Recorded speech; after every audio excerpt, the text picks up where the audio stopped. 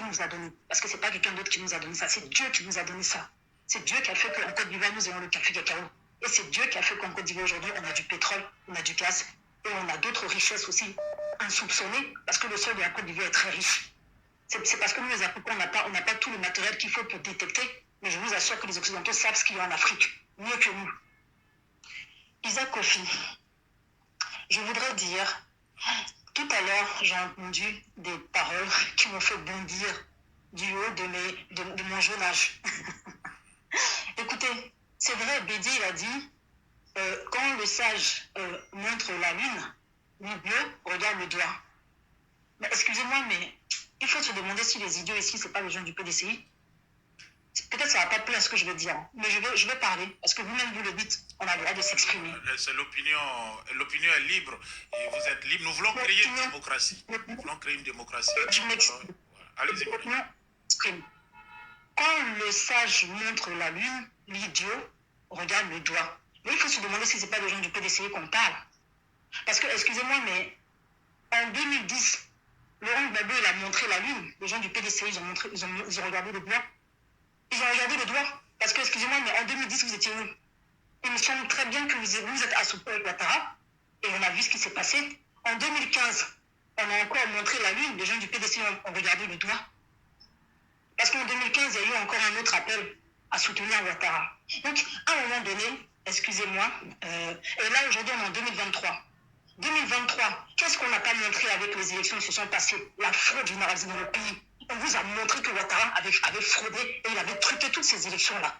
Mais on est en train de nous parler d'un PDC qui va rentrer dans le gouvernement de Ouattara, d'un petit Diamtam qui va peut-être être le premier. Mais on vous montre la ligne, vous regardez toujours le. Ce sont des rumeurs, ce sont des spéculations.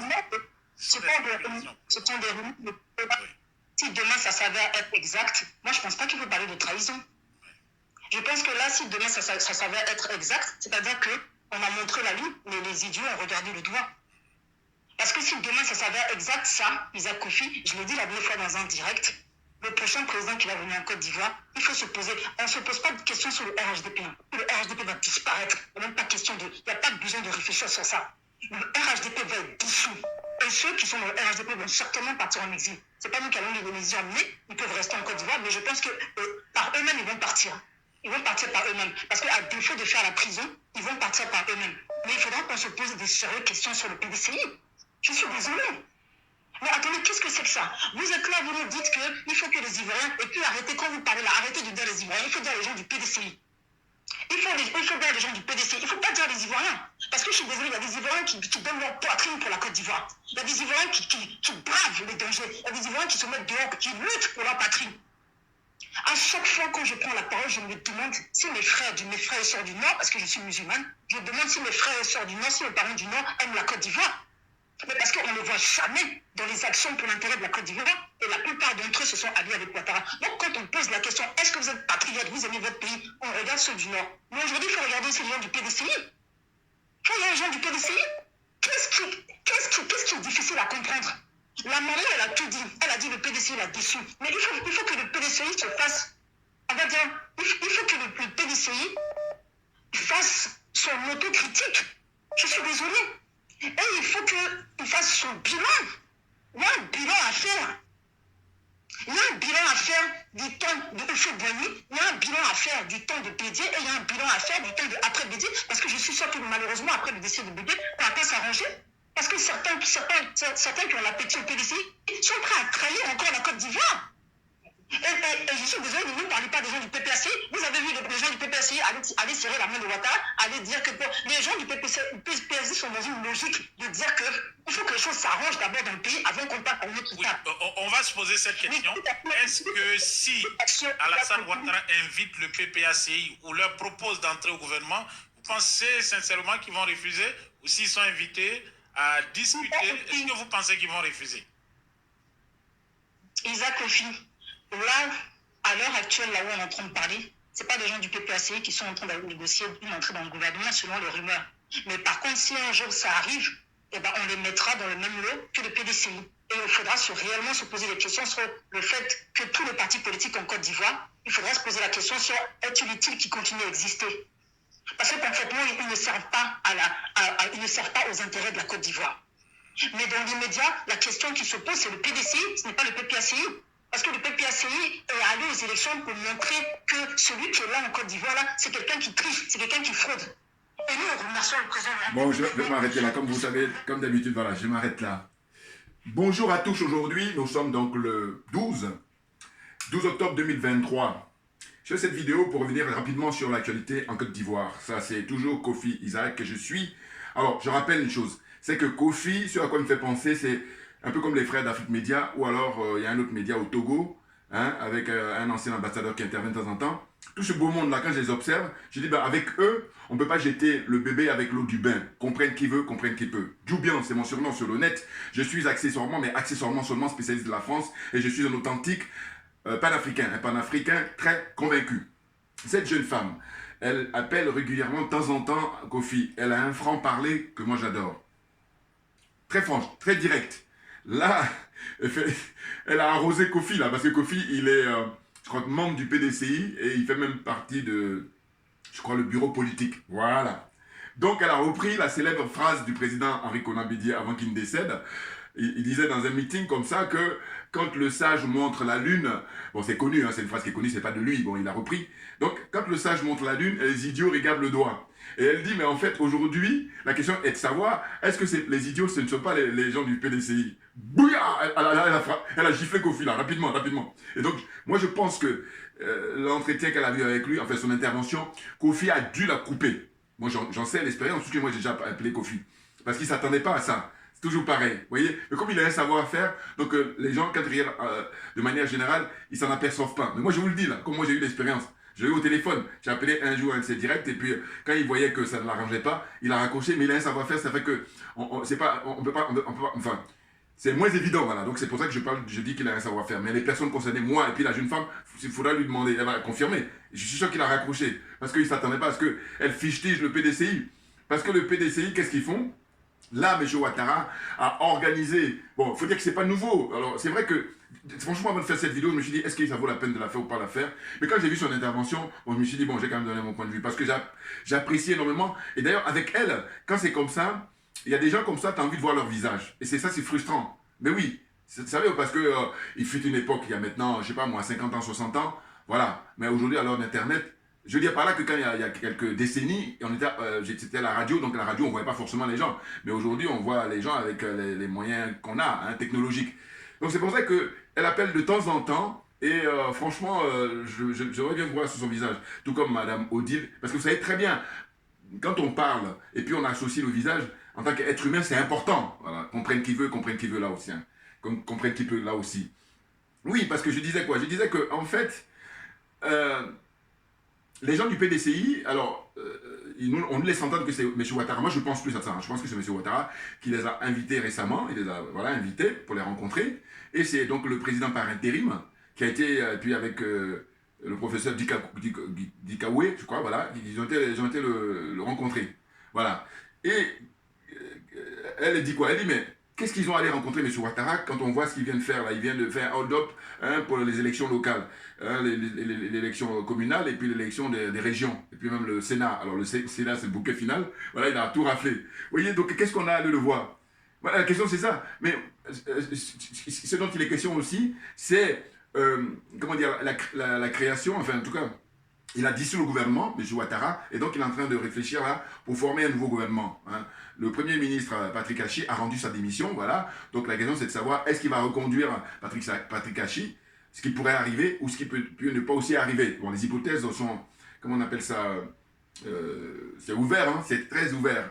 Donc là, la démarche de la délégation du PDCI conduite par son président par intérim, on se dit deux choses. On se dit soit il est parti pour rencontrer M. Ouattara pour l'organisation des obsèques de M. Henri Konan Bédié, mais d'aucuns disent non, il est parti parce que M. Ouattara, comme il veut former son gouvernement, eh il leur fait appel, il leur fait des appels de pied, des clins d'œil, tout ce que vous voulez, pour dire voilà, venez avec moi, on va organiser, je vais vous donner des postes de ministre, voire même un poste de Premier ministre, voilà, au PDCI. Et là, en l'occurrence, on pense par exemple à Tidiane Thiam. Maintenant, il y a deux camps. Il y a les partisans de Thiam et puis il y a ceux qui ne sont pas partisans de Thiam. Moi, par exemple, je ne peux pas supporter Thiam. Je suis dans le même discours que les gens qui sont contre lui. C'est-à-dire de dire que Thiam, c'est la mise à jour de ce qu'on nous a vendu avec M. Ouattara. Il faut toujours se rappeler, M. Ouattara, à l'époque, en disant, vous voyez, il a été au FMI, il a fait la BCAO, enfin, bon, voilà, le mec bardé de diplôme, il a mis ses diplômes aux États-Unis, enfin bon, donc carnet d'adresse, voilà, on nous a mis tout ça. Donc avec Thiam, en 2023, ils refont la même chose. Ce qui fait qu'à un moment donné, on dit que c'est l'histoire du premier Gaou. Le premier Gaou n'est pas Gaou, c'est le deuxième qui était... Vous connaissez la chanson de Salfo avec ses compagnons, là, le Magic System. Bon, donc en gros, c'est de dire quoi? C'est-à-dire que je suis totalement d'accord avec ce qu'elle dit, très justement. Elle dit, mais qu'est-ce que c'est que ces gens-là? Il est question maintenant que le PDCI fasse une autocritique. Mais il n'y a pas que le PDCI. Tous les partis politiques en Côte d'Ivoire doivent faire autocritique.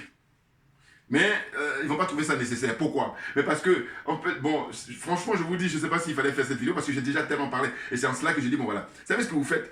Prenez les vidéos de chacun de nous et c'est là que vous voyez quand il y a de la cohérence. Parce que quand on est cohérent, on est honnête. Parce que les gens qui vont dire A aujourd'hui, puis demain ils disent B, voilà. Et à un moment donné, voilà, c'est des opportunistes et puis c'est des gens qui sont très dangereux. Parce qu'aucune conviction. On est là dans l'opportunité et puis...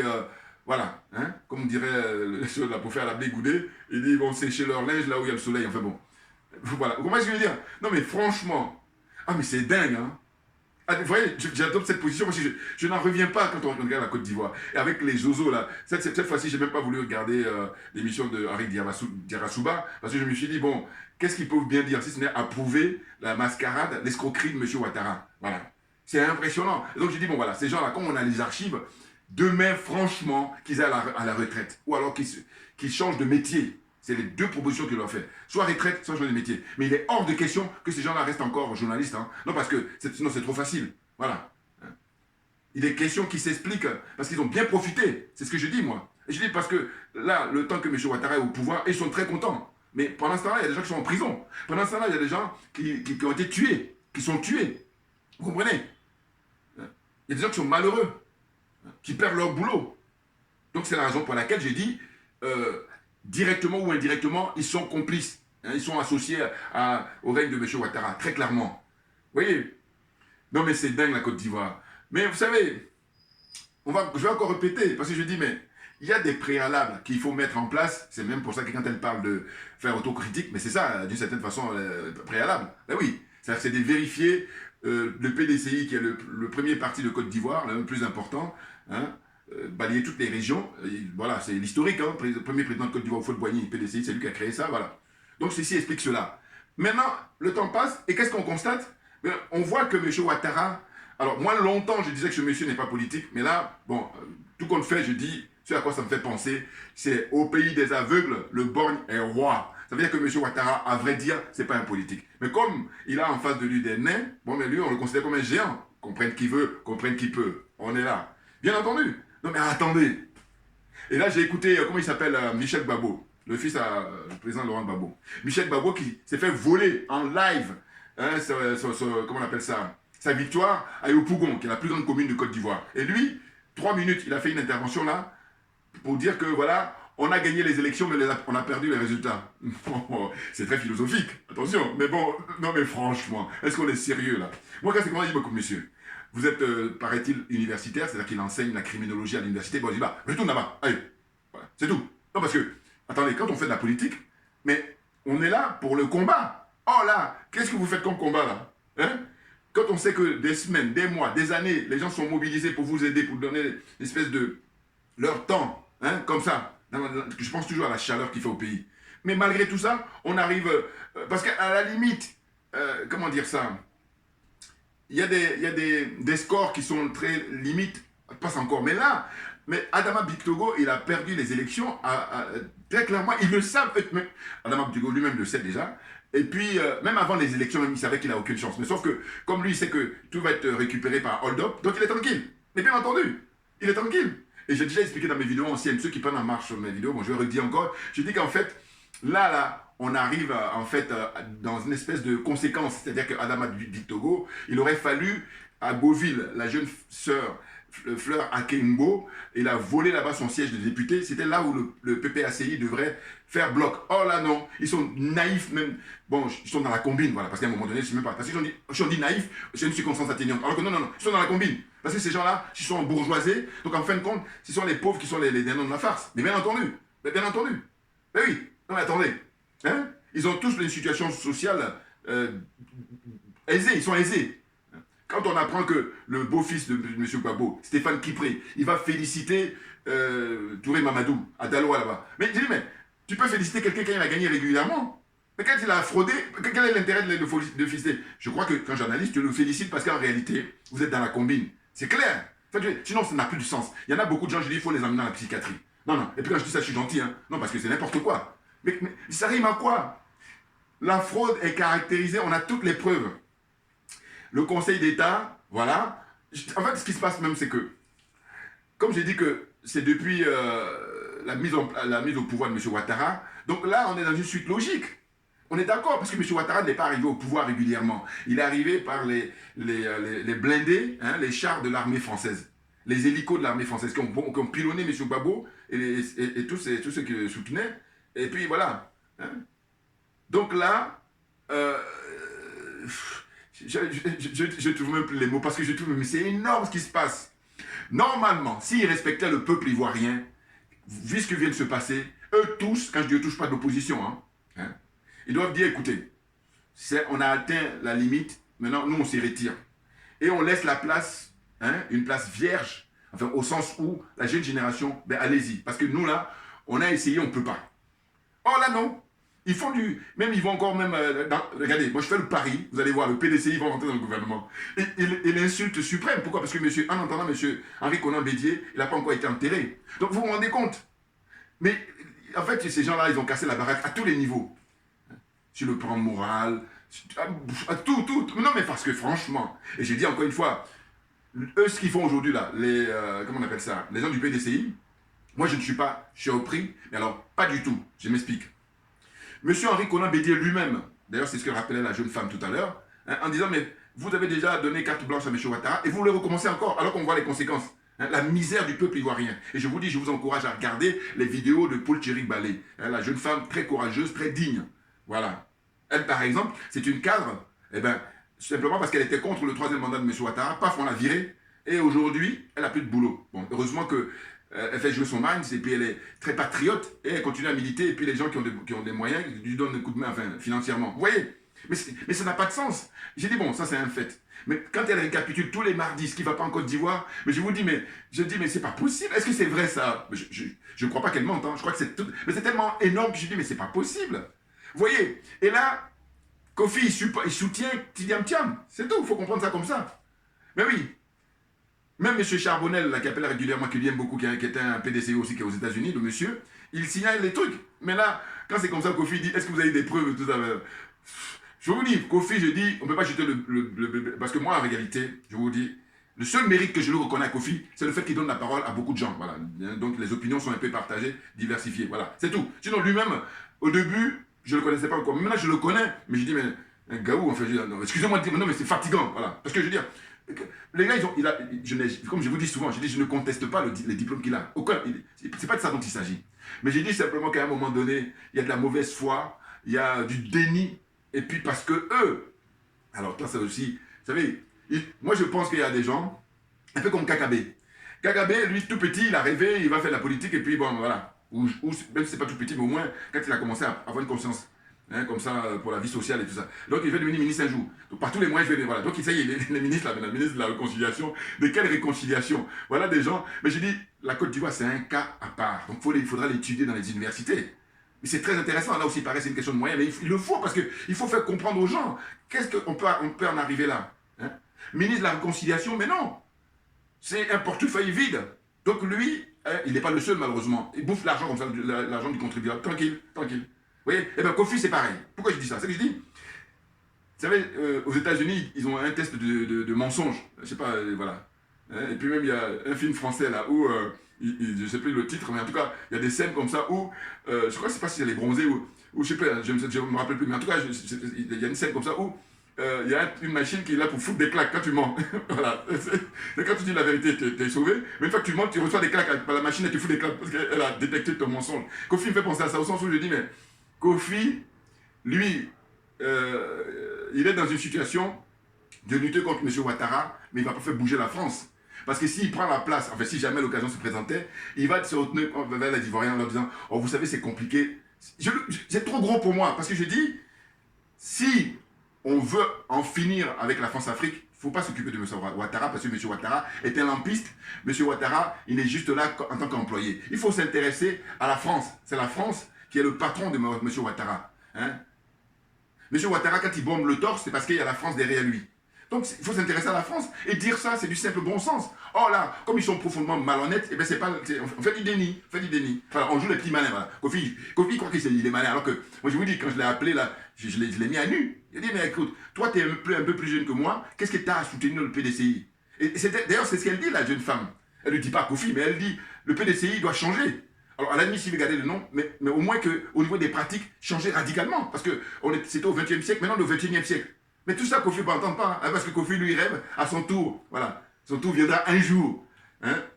Pas forcément pour être président, mais en tout cas pour être comme ça, ministre ou... vous voyez, je suis convaincu de ça tellement, vous ne pouvez pas imaginer. Voilà. Donc, tout le temps, quand il fait ses émissions, c'est M. Ouattara qui va être chargé à 99%, et les 1% qui restent, il va éventuellement attaquer la France. Et c'est ce que je dénonce. Je dis ça devrait être plutôt le contraire. 99% de ton temps, tu attaques la France, et puis 1% qui reste, tu parles un peu de M. Ouattara. Bon, si ça te fait plaisir, vas-y. Parce que je dis, Ouattara, on sait très bien. Non, on ne va pas continuer. Vous vous rendez compte? Ces gens-là, ils disent qu'ils ont fait des études politiques, mais des analyses aussi basiques qu'ils ne maîtrisent pas. Mais ils ne maîtrisent pas parce qu'ils sont ce que j'appelle la corruption morale. Dans son cas, ça va être plutôt la corruption morale. Pas la corruption matérielle. Mais morale, c'est sûr. Voilà. Hein? Puis l'aliénation, incontestablement. Il y a une aliénation parce qu'on sait qu'est-ce que... Enfin, le rôle de la France-Afrique. Hein? Tout ce que tu peux reprocher à M. Ouattara, mais M. Ouattara, il est simplement dans la continuité des pratiques que quelqu'un comme Houphouët-Boigny a fait avant lui.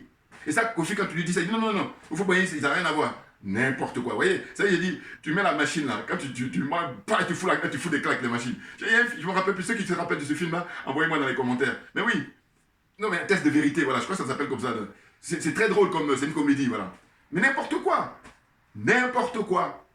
Vous voyez. Donc, en fait, ils sont tous... Mais ils sont perdus. Ils sont perdus parce que là, d'une part, il y a les obsèques de M. Bédier. Et je vous dis, moi, ce qui me fait mal au cœur, c'est le fait que M. Ouattara, franchement, il tire son épingle du jeu en permanence. Parce que regardez là, tout le monde sait maintenant que c'est lui qui a fait empoisonner M. Bédier. Bon, mais personne n'ose dire ça comme ça ouvertement. Parce que ce qui serait intéressant, c'est que nous autres, nous ne sommes pas connus. Mais les gens connus, surtout, qui doivent prendre le micro et puis le dire, puis assumer. Oh là non, tout le monde a la trouille. Et j'ai dit, bon, quand tu as la trouille comme ça, mets-toi de côté, assieds-toi, ferme-la et puis prends des notes. Voilà. Non, parce que ce qui est fatigant, c'est qu'ils n'ont pas l'énergie que nous pouvons avoir, mais ils veulent faire le malin. Donc, nivellement par le bas. Vous comprenez? Donc, j'ai dit, bon, il a fait assassiner M. Bédier, alors que ce n'est pas le premier. Il a déjà fait assassiner Ahmed Bakayoko, l'autre premier ministre avant lui qui avait un problème de cœur. Bon, le mec a un problème de cœur, tu le sais, laisse-le tranquille. Mais non, on le charge au maximum et puis quand il vient hospitaliser ici en France, allez, le travail est fait. Allez, tout ça. Et là, maintenant, qu'est-ce qui se passe? C'est que il va encore tirer son épingle du jeu parce qu'il va blaguer les gens du PDCI pour dire, voilà, je vais organiser les obsèques de M. Bédier. Et puis, comme il a un savoir-faire en la matière, eh ben, les gens, l'image qu'ils vont retenir, c'est que le président, comment on appelle ça, Alassane Draman Ouattara, a organisé les obsèques. Vous voyez, c'est quelqu'un qui est très humain, la preuve en est, mais n'importe quoi. Mais c'est dingue, la corruption, vous voyez le rôle que joue la corruption, ces élite pour eux, là je mets en guillemets, hein. Ah mais non, parce que moi quand j'utilise à bon escient les mots élite, mais tu es là pour faire briller, hein, élever les gens, et non pas là envoyer les gens dans les abîmes, envoyer les gens dans l'obscurantisme. Voilà. Hein. Classe politique, journalistes, n'en parlons pas. Les journalistes, le temps que M. Ouattara est resté au pouvoir, mais c'est vraiment... Ah là là là. Et puis je dis, moi je suis curieux, après Ouattara, ces gens-là. Et je dis, avec moi, je rigole. Vous savez, moi j'ai l'âme militaire, hein, mais un militaire qui, j'allais dire... pas barbare, voilà. Très intelligent. Je veux dire par là, quand je dis la militaire, c'est l'ordre. Voilà, il faut de l'ordre. Parce qu'en réalité, en apparence, ils font toujours le malin, mais quand il y a de l'ordre, ça au profit de tout le monde. Voilà. Vous voyez? Donc je veux dire par là que ces escrocs-là, avec moi, il ne serait pas question de je tourne ma veste. Non, non, non. Non, tu assumes. Un peu comme je dis, regardez, Guillaume Soro, où est-il? Et là, tu vas voir Kofi, il va facilement critiquer Blé Goudé et puis il va laisser Guillaume Soro. Et j'ai déjà expliqué, je dis en fait, le problème de, comment on appelle ça, Kofi Isaac, c'est qu'il a du mal à critiquer Guillaume Soro. Pourquoi? Parce qu'ils sont tous dans le même bateau. Puisque Guillaume Soro a trompé les Ivoiriens en allant mettre M. Ouattara au pouvoir, tout comme M. Henri Konan Bédier, qui est PDCI, donc qui est le mentor de Kofi. Et c'est la raison pour laquelle on comprend aisément pourquoi c'est facile d'attaquer Blé Goudé. Alors que là, vous allez observer que Blé Goudé, avec toutes les critiques que vous avez apportées le concernant, hein, eh bien, depuis qu'il est rentré en Côte d'Ivoire, vous allez voir là que quand il va y avoir la formation du gouvernement, eh ben, il ne va pas y participer. Parce que moi, en ce qui me concerne, si Blé Goudé rentre dans le truc, là, pour moi, c'est mon terminus. Voilà. C'est-à-dire que jusqu'à présent, je m'engage à le soutenir jusqu'au bout. Mais si jamais il rentre dans le gouvernement de M. Ouattara, c'est là mon terminus. Voilà. Chacun de nous a un terminus. Il y en a, ça va être après, il y en a qui ça va être avant. Moi, voilà. Donc, c'est la condition. Mais s'il ne rentre pas, je ne serai pas étonné. Voilà. S'il rentre, je serai étonné. Bon, ceux qui le critiquent vont dire, eux, ils ne sont pas étonnés. Bon, toi. Mais en tout cas, on attend, ça va arriver là. Hein. Je pense que ça va se faire là. Avant même la fin du mois d'octobre, puisque là, aujourd'hui, on est le 12, donc il reste encore une bonne quinzaine de jours, 18 jours, donc presque 3 semaines. Bon, voilà. Hein, ça va se faire là. Donc, on va voir la liste. Premier ministre d'abord, et puis ensuite les ministres, suivant les portefeuilles qu'ils occupent et tout. Voilà. Donc, j'ai dit, c'est facile de critiquer Blé Goudé. Or, moi, j'ai dit, Blé Goudé, il fait des jaloux partout. Et maintenant, je réexplique encore. Blé Goudé fait des jaloux d'abord avec les Gors. Parce que les Gors, eux, leur problème avec Blé Goudé, c'est de dire que pourquoi tu ne remets pas la même casquette que tu avais à l'époque, général de la rue pour... Et il dit non. Et moi, je le soutiens pour ça. Parce que je dis, il a déjà donné, il a suffisamment donné. Parce que je dis, mettez-vous à sa place une seule seconde, il y en a plein qui vont refuser. Donc, j'ai dit, c'est trop facile. Premier exemple. Deuxième exemple, ce sont les partisans de Guillaume Soro. Eux, pareil, hein, eux sont dans une situation de dire, c'est Soro qui est naturellement un leader, mais Blé Goudé, c'est un second, donc... n'importe quoi. Soro est venu, enfin il a porté M. Ouattara au pouvoir avec les armes et il a du sang sur les mains et je dis, il faudrait qu'il s'en explique tôt ou tard. Et je dirais même que pour lui, je le conseille, maintenant là, de venir vider son sac. Lui et puis Franklin Niamsi là. Voilà, qui vide, mais jamais. Parce qu'ils disent quoi? Ils ont peur. Ben oui, ben.